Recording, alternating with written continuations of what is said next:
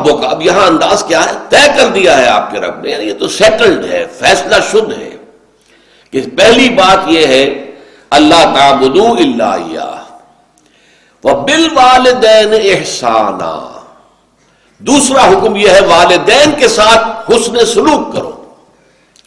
یہاں جو احسان کا لفظ آیا ہے اسے عام اردو معنی میں احسان نہ سمجھیے۔ اردو معنی میں احسان ہے کسی کے ساتھ کوئی بھلائی کرنا اور اس کے ساتھ جو ہے کوئی اس پر احسان دھرنا جسے کہتے ہیں ہم۔ اس عربی زبان میں احسان کے لفظی معنی یہ نہیں ہے۔ خوبصورت انداز میں طرز عمل جو ہے اچھا ہو، عمدہ ہو۔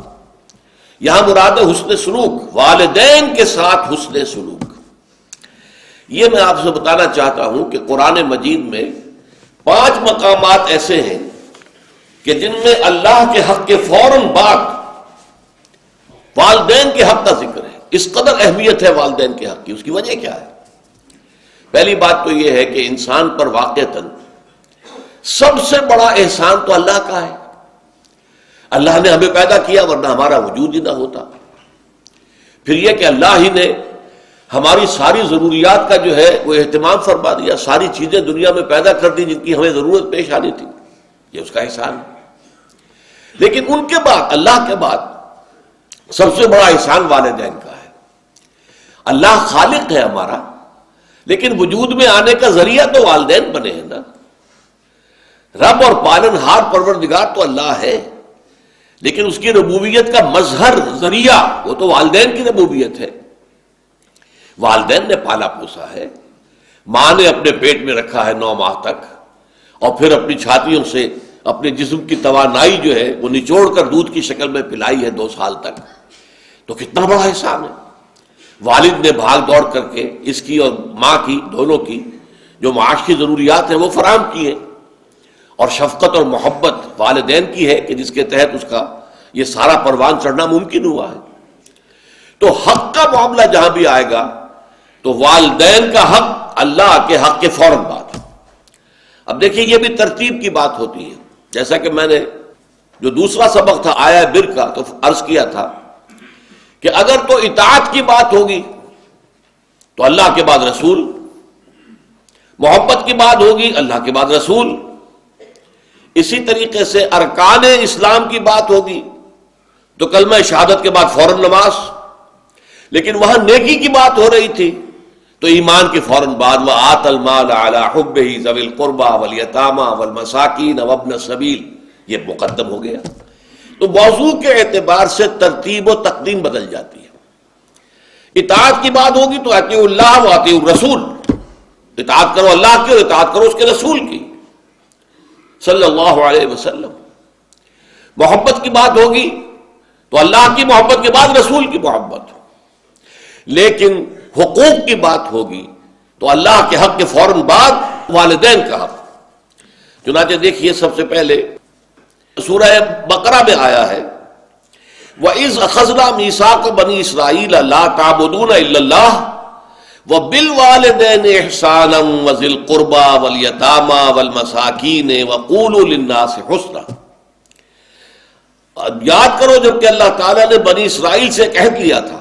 وہ عہد کیا تھا؟ نمبر 1 لا تعبدون الا اللہ، وہی بات جو ہم یہاں پڑھ رہے ہیں وَقَضَىٰ رَبُّكَ أَلَّا تَعْبُدُوا إِلَّا إِيَّاهُ۔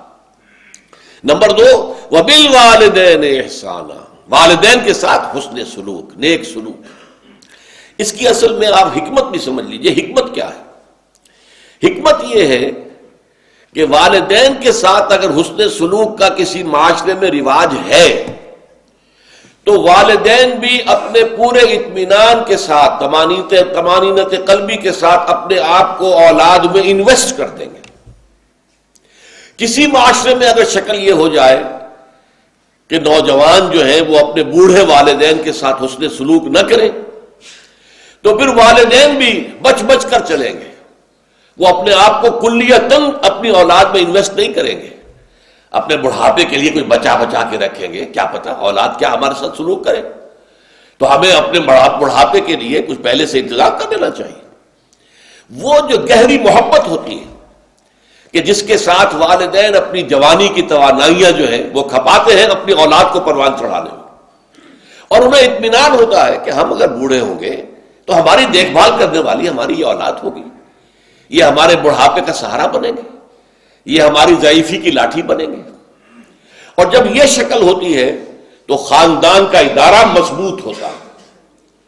کسی معاشرے میں اگر یہ شکل نہ رہے، والدین کو یہ توقع نہ ہو کہ اولاد ہماری خبر گیری کرے گی ہمارے بڑھاپے کی زندگی میں، تو پھر وہ بھی اپنے آپ کو اس طور سے اپنے اولاد کے اوپر لگائیں گے نہیں، بلکہ بچا بچا کر رکھیں گے۔ یہ صورتحال آج مغرب کے معاشرے میں ہمیں نظر آتی ہے۔ لڑکے 13-14 برس کے ہو جائیں تو نکل جاؤ گھر سے، جاؤ اپنے پاؤں پر کھڑے ہو جاؤ۔ لڑکیاں 16 برس کی ہو جائیں نکل جاؤ، خود معاش اپنی تلاش کرو جہاں تمہیں، ہاں جب تک کوئی تمہارا رین بسیرا نہیں ہے رات کو یہاں آ کے سو جایا کرو، ٹھیک ہے، ورنہ اپنا رین بسیرا بھی اور بناؤ۔ وہ پھر اپنی ساری جو بھی ہے انکم بچا کر رکھتے ہیں اپنے بڑھاپے کے لیے۔ لہٰذا ظاہر بات ہے کہ پھر اولاد کے اندر وہ محبت کہاں سے آ جائے گی والدین کے لیے؟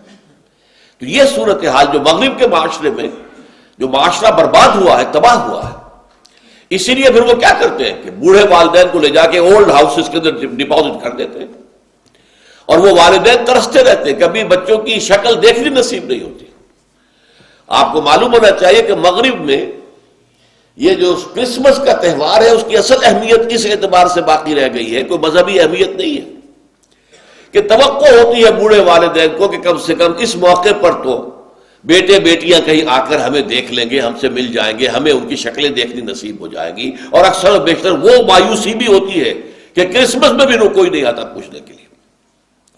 یہ ہے حکمت۔ لہذا جیسا کہ میں نے عرض کیا، قرآن مجید میں یہ 5 مرتبہ سورہ بقرہ میں وَإِذْ أَخَذْنَا مِيثَاقَ بَنِي إِسْرَائِيلَ لَا تَعْبُدُونَ إِلَّا اللَّهَ وَبِالْوَالِدَيْنِ إِحْسَانًا، اسی طرح سورہ نساء میں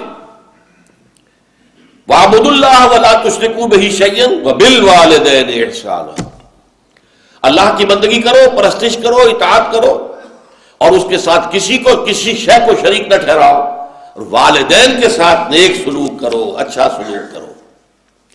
پھر سورہ انعام میں فرمایا ہے قُلْ تَعَالَوْا أَتْلُ مَا حَرَّمَ رَبُّكُمْ عَلَيْكُمْ أَلَّا تُشْرِكُوا بِهِ شَيْئًا وَبِالْوَالِدَيْنِ إِحْسَانًا۔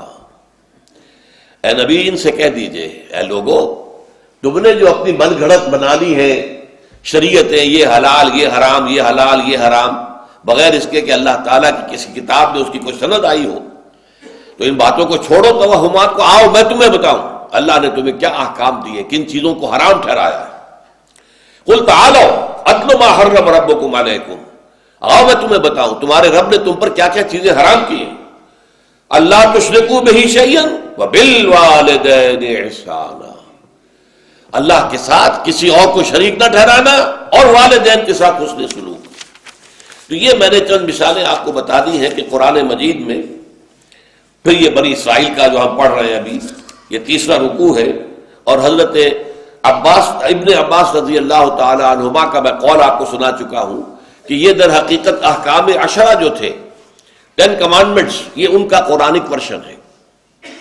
وَقَضَىٰ رَبُّكَ أَلَّا تَعْبُدُوا إِلَّا إِيَّاهُ وَبِالْوَالِدَيْنِ إِحْسَانًا، اب اس موضوع پر والدین کے حقوق کے ساتھ کے اعتبار سے یہ قرآن مجید کا ذروۂ سنام ہے، یہ مقام۔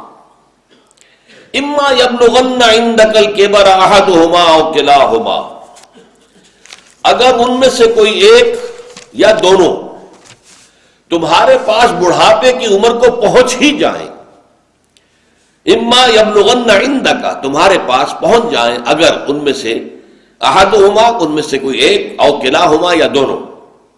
تو اب دیکھیے احکام کیا ہیں۔ بوڑھے والدین، فلا تقل لہما اف، نمبر 1 انہیں اف تک مت کہو۔ اف کیا ہے؟ بڑی چھوٹی سی شے، کوئی حقارت آمیز شے، ناخن جو تراش دیے جاتے ہیں ان کو بھی اف کہتے ہیں۔ اتنی سی چھوٹی بات بھی ان سے نہ کہو کہ ان کی گستاخی جو ہے اس درجے میں ہو رہی ہو، جیسے کہ یہ تراشے ہوئے ناخن ہے، اس درجے میں بھی کوئی گستاخی ان کے سامنے نہ کرو۔ فلا تقل لہما اف، اف ہے آپ پر۔ ہمارے ہاں یہ لفظ اف زیادہ استعمال نہیں ہوتا، تف استعمال، تف ہے تم پر، تف ہے آپ پر، نہیں، ہرگز نہیں۔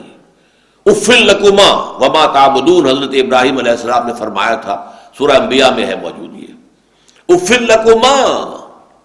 سورہ